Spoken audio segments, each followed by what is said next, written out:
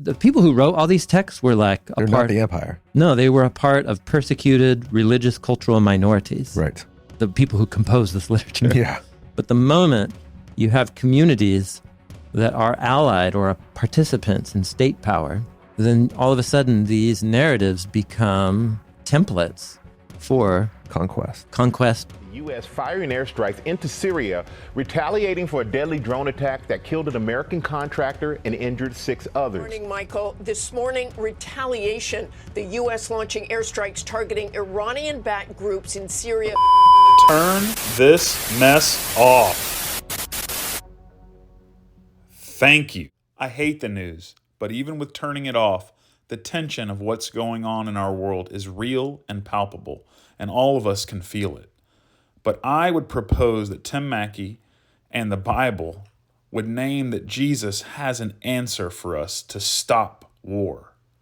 Tim Mackie knows how to stop war. Let's listen in and see what he has to say. How you doing? Sweet. Me too. In my mind, an evening like this fits into that middle part, becoming more like Jesus, which means a lot of different things. But one of the things that it means is learning how Jesus saw the world. And not just how he saw the world, how he saw, processed, and made sense of his world, and how he responded to it, and specifically how he understood suffering and the evil that he encountered. And how did he respond to it? And if my goal is to be an apprentice to Jesus of Nazareth, then it seems like that's the thing I would want to know.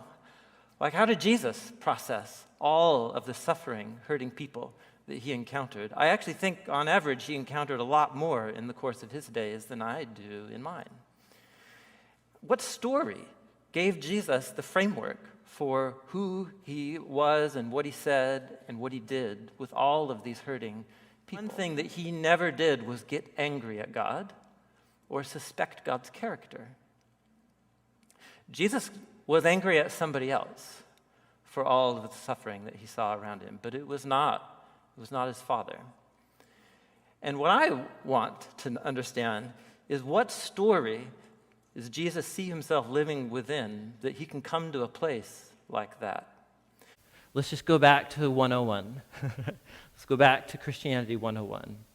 You and I are broken in more ways that we can possibly realize. And the blind spots in our character, and it's actually not just about our own individual failures. It's about the fact that you and I are knit together in a social web called the human race, right? Where my decisions are actually totally affected by your decisions, and people in New York and LA and Hong Kong and China, and then our decisions affect the people in China, and then the things in Thailand. Like, it's all connected. And the ways that I'm hurt and sinned against, and the ways you're hurt and sinned against as a little child by your parents, and then the grandparents and the post-war generation, it's such a complex web that it's never just about me and my debt before God. It's about me and our debt before God. Look what we've done to his world. Look what we do to each other. I mean, I won't even cite the newspaper headlines. Like, look, we live in Cain's city. We live in the city that Cain built. And the Lamechs of our world and the little Lamechs inside of all of us, like, we've created this mess. And we owe zillions of dollars to the creator of our good and beautiful world, who made human beings to reflect his image. And look what we've done to the place, and look what we've done to each other. And the moment that I forget that, and the moment that I forget what the King has done in response to what we've done to his world, and it's just Christianity 101, it's that God is so committed to his good world, then rather than enact revenge and just roast the place, he comes among us in the person of Jesus, and he personally absorbs and takes into himself the ruin, the sin, the evil, and the death that we all have created in his good world as an act of love. And in the resurrection, he offers us his life. He offers us release from the consequences of what we have done here, which is to live in the hell that we have created here on into hereafter. And he releases us by his love. And the moment that I forget that is the moment that I actually begin to think I have like some higher ground than some other human being. And that somehow like their wronging of me is actually more significant than the way that I and we have wronged God. And so like I just a little chokehold, just a little bit, it'll just feel great. And I'm due it. It's my due. I deserve it because they wronged me. And in Jesus' mind, to somehow create that bit of high ground is the moment that I've completely forgotten what it even means to be a Christian in the first place, which is that, and so this is what God's forgiveness, when I recognize God's forgiveness of me, this is the immediate outcome, is all of a sudden I rediscover the humanity of the person who wronged me. Because yes, like, is the way that someone hurt you and wronged you, was that a selfish, sinful thing to do? Yes. But here's what we do. What we do is, when we're hurt, and it's a natural response, but you have to stop yourself and think about it. What we do is here's a complex human being. They've had a long life history, right? And they have all kinds of motivations for why they do what they do, and they hurt me. But what we do is we take their complex humanity and we boil this person down to the thing that they did to me. So they lied to me. And then all of a sudden in our minds, it's not just that they lied to me, it's that they were born with a forked tongue. They are a liar. They didn't just cheat me, they are a cheater. So we do this. And all of it, this is how we demonize other human beings. And then once we do this, like for a whole culture of people to do this to another culture of people, it's over. It's war. This tonight is I want to see human suffering the way Jesus saw it, so that I can begin to respond to it in a way that imitates more faithfully the response of Jesus to the people in his world. What he believed the whole of Israel's scriptures were all about, what Christians call the Old Testament, Jesus called by a number of different titles, and they played a crucial role in Jesus' upbringing. He was raised on the stories and the poems of Scripture. They had a deep, formative impact on his imagination and his sense of who he is. You can just, anytime he talks, he's just oozing lines and imagery and vocabulary from his people's scriptures, that is the Hebrew Bible. And in the Gospel of Luke, chapter 24, Jesus summarizes the entirety of the Hebrew Bible up into one sentence. It's really remarkable. I don't know if you've spent any time reflecting on it, but it's right here. Jesus said to his disciples, "This, everything that just happened over Good Friday and Easter weekend, this is what I was telling you about while I was still with you. Everything that is written about me in the Torah of Moses, in the prophets, and in the Psalms had to be fulfilled." This is one of Jesus' shorthand descriptions for what we call the Old Testament. And then he opened their minds so that they could understand the scriptures, and he told them, "This is what's written," and he's not quoting here, this is Jesus' summary. "The Messiah will suffer and rise from the dead on the third day, and repentance for the forgiveness of sins will be preached in his name to all nations, beginning at Jerusalem." This is Jesus' summary of the message of the Old Testament. 3 steps. It's really simple. The Messiah. You guys with me? Here's Jesus' summary. The Messiah, God's chosen, favored one. You with me? That's step 1 of Jesus' summary. The Messiah enters into suffering and to death. But then out of death and through the other side, that Messiah is vindicated from suffering and death into resurrection life and into what Jesus says, forgiveness and good news announced to all of the nations. With me? How you guys doing? Okay, all right. Just like in jazz music, the first stories of Genesis give you the melody. And the melody goes like this. In the beginning, God created the skies and the land. Didn't see that coming, did you? So God faces the pre-creation disorder and chaos. He sends his wind and breath over the waters, and he splits them so that dry land can emerge, and God summons this garden of potential out of the land. And then he summons these creatures up out of the dirt of the land. And then among those creatures, there's a particular one that's very special to God, that is infused with divine breath and appointed as God's image and representative. And the whole setup is that through these human images of God, heaven and earth are bridged and connected. It's like God representing his rule and presence and authority here on earth through these portals of heaven and earth, images of God. Sounds like a great setup. Except it all goes terribly, terribly wrong. Because the goodness of this whole setup of blessing in life is dependent on whether humans are going to represent God's rule in the world by trusting God's wisdom to discern between good and bad. Humans decide to define good and bad by their own wisdom, but not by themselves. Not by themselves. There's this mysterious snake in the garden, and it starts spinning a web of deceit and trying to get the humans to believe that God is holding out on them, that God is actually not quite as generous as you might assume, and that the thing that God is asking you to trust him about, it will actually go much, much better if you just do that thing yourself. And you could become your own God, is what the snake says to the human images. And so, of course, you know the story. Through their own folly and falling prey to deception, they're exiled from the garden into the land of dust and death. And God's plan is to do this, is to raise up a righteous intercessor who will stare into the abyss of human suffering and not run away, but head right into it, responding to God's call to charge into and involve themselves in the suffering and evil of the world and hold their integrity and trust and hope. And when God's righteous intercessor wades through suffering and death, emerging out the other side, God hears the cry of his righteous one and releases blessing and forgiveness.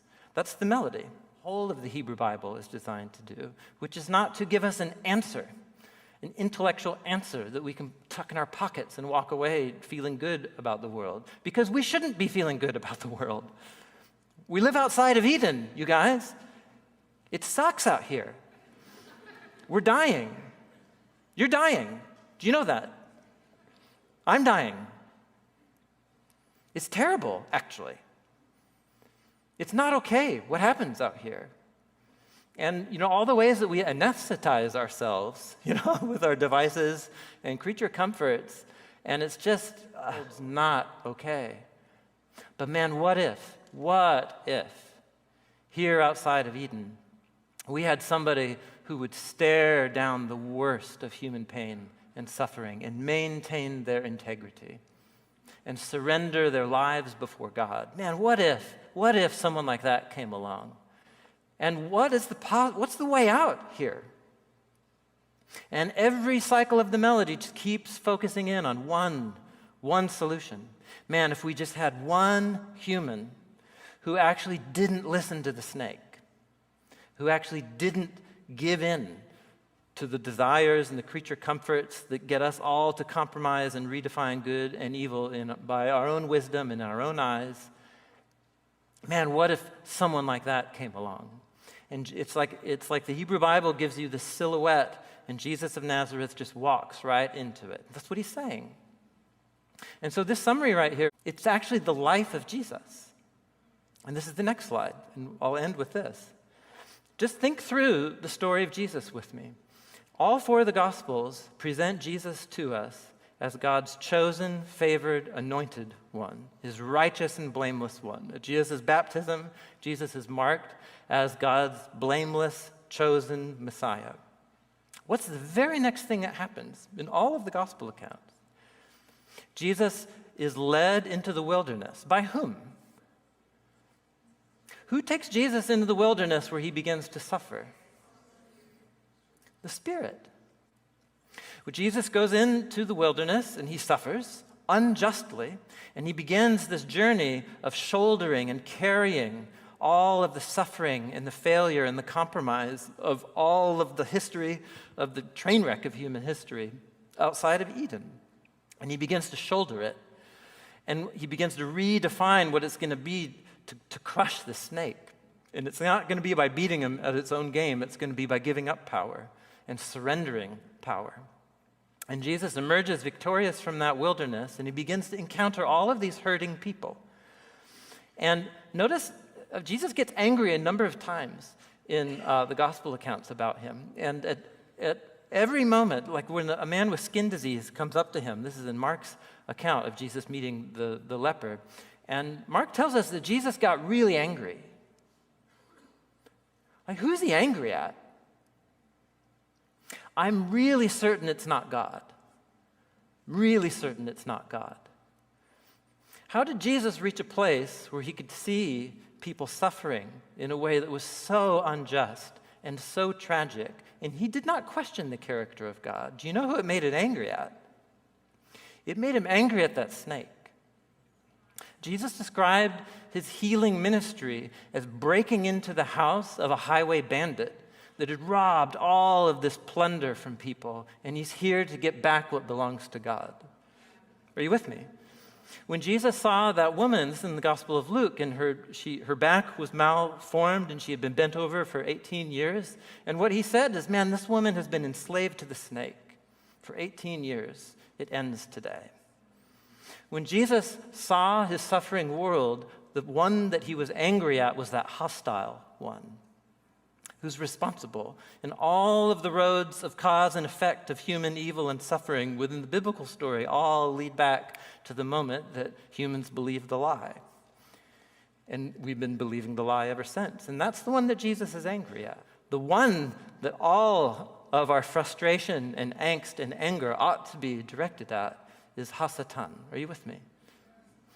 And God, in his mysterious purpose and mercy, has raised up a righteous servant who will go into suffering and emerge victorious out the other side.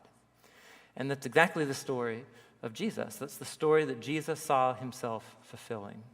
Because God's response was a person. God's love become human to become the righteous intercessor that you and I all could be, but we just perpetually fail to be. And Lord, have mercy upon us. And he has.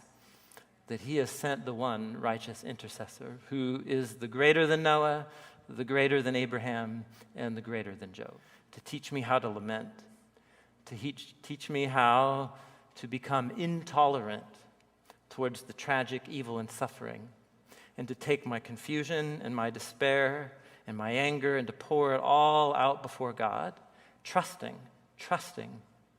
that the suffering and the victory of Jesus over death is the solution to the riddle in ways that I can't possibly comprehend. And it's not, and I'll close with this, it's not a kind of solution that you can just like walk away from. Like, we're a community of apprentices to Jesus.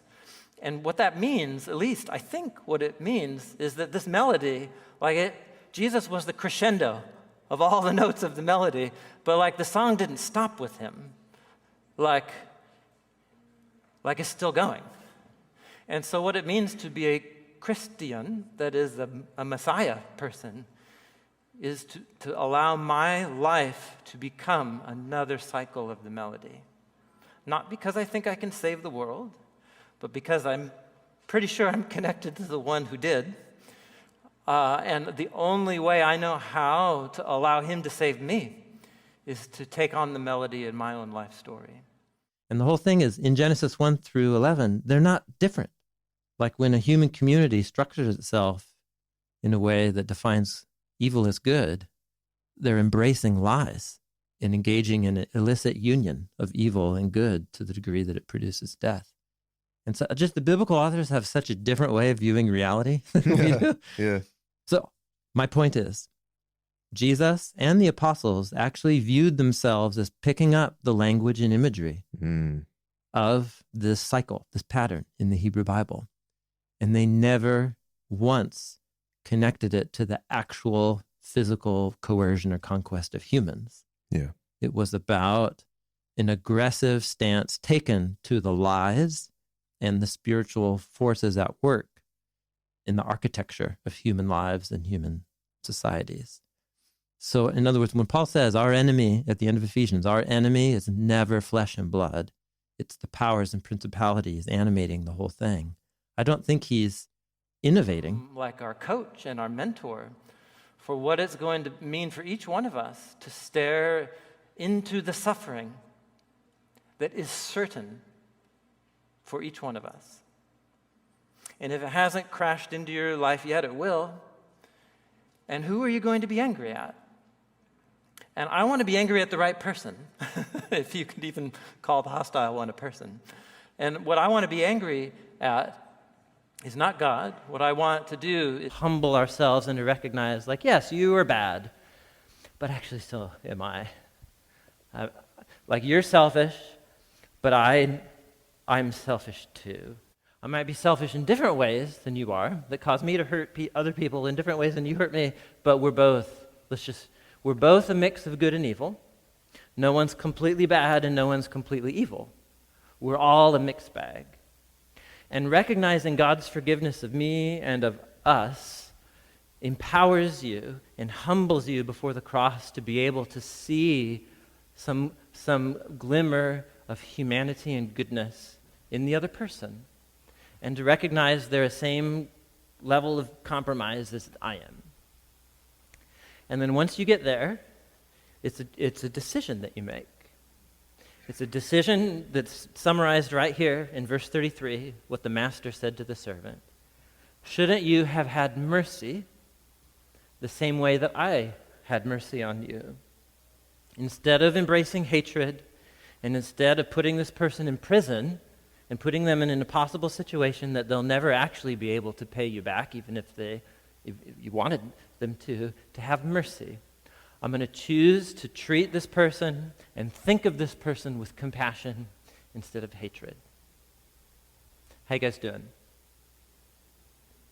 Is forgiveness, according to Jesus, have we robbed it of its power by reading Matthew 18 in context and seeing what he does not mean and what he does mean?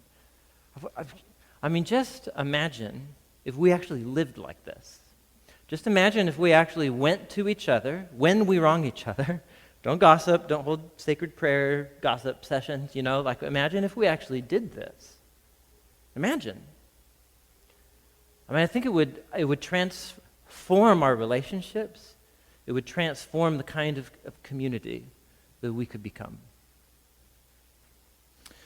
Last week when, Twitter and Facebook and the news channels all came alive because of Ellsberg, right? I mean, these are, we're so tired of this, aren't we?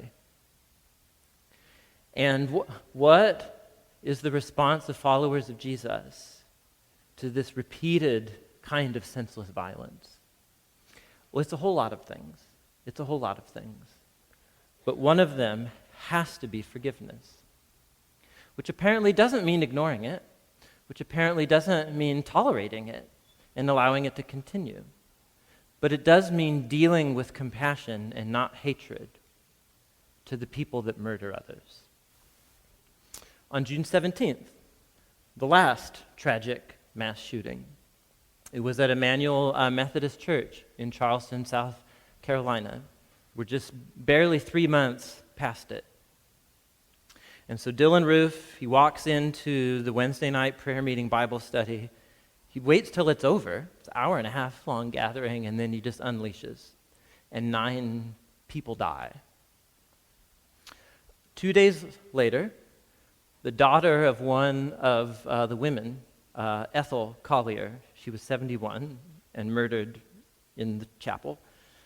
Her daughter had the opportunity, along with all of the other 9 families of the victims who died in that shooting. Did you guys, you can go watch it on YouTube, where the family members get up in front of a microphone and speak to the person who murdered their families.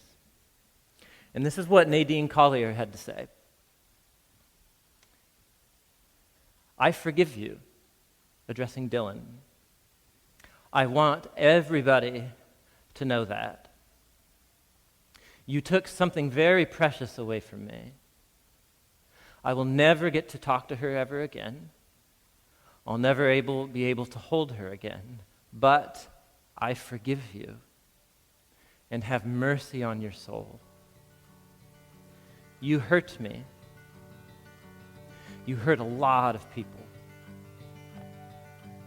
But if God forgives you, I forgive you. You took something very precious away from me. I would never talk to her ever again. I would never be able to hold her again. But I forgive you. Tawanza Sanders is my son, but Tawanza was my hero. Tawanza was my hero. We enjoyed you, but may God have mercy on you. We would like you to take this opportunity to repent.